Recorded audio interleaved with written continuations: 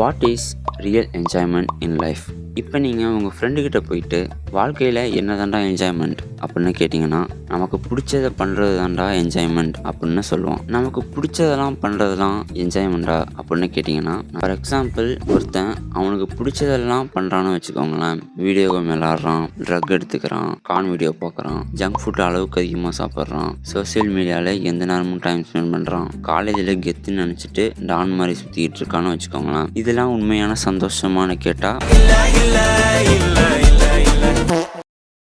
என்னடா சொல்கிற, இப்போ நீ என்ன தாண்டா சொல்ல வர அப்படின்னு கேட்டிங்கன்னா, ரியல் என்ஜாய்மெண்ட் அப்படின்றது நீங்கள் ஒரு விஷயத்த பண்ணுறீங்கன்னா அந்த விஷயத்தினால உங்கள் லைஃபுக்கும் பெனிஃபிட்டாக இருக்கணும். அது மட்டும் இல்லாமல் அது உங்களுக்கு ப்ளஷரையும் தருது, மீனிங்ஃபுல்லாக இருக்குன்னா அதுதான் ரியல் என்ஜாய்மெண்ட் இன் லைஃப்.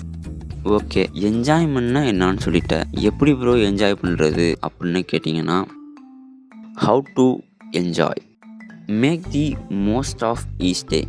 ஏன்டா பிறந்தோன்னு புலம்பாமல் இருக்கிற ஒரு லைஃப்பை ஒவ்வொரு நாளும் உங்களுக்கு பிடிச்ச மாதிரி இருங்க. Do things you enjoy. உங்களுக்கு என்ன திறமை இருக்கோ அதை எக்ஸிக்யூட் பண்ணுங்கள். எக்ஸாம்பிள் டான்ஸிங், சிங்கிங், ட்ராயிங், எதுவாக வேணா இருக்கலாம். பில்டிங் ரிலேஷன்ஷிப், மற்றவங்களோட நல்ல ஒரு ரிலேஷன்ஷிப் வச்சுக்கிட்டு ஒரு அர்த்தமுள்ள வாழ்க்கையை வாழுங்க. Take care of yourself. நல்லா சாப்பிடுங்க, 6 to 8 hours தூங்குங்க, நாள் தவறாமல் எக்ஸசைஸ் பண்ணுங்கள்.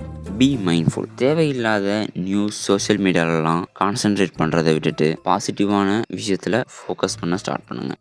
Why enjoyment is important. நம்ம என்ஜாய் பண்ணுறதுனால ஸ்ட்ரெஸ் கம்மியாகி கொஞ்சம் பாசிட்டிவாக திங்க் பண்ண ஸ்டார்ட் பண்ணுவோம்.